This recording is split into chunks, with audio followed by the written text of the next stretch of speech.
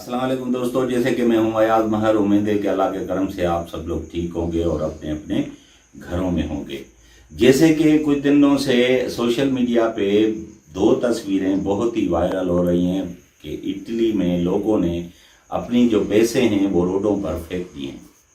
इन दोनों तस्वीरों के बारे में आपको बताना चाहता हूं कि ये फेक है। इटली में ऐसा कुछ भी नहीं हुआ।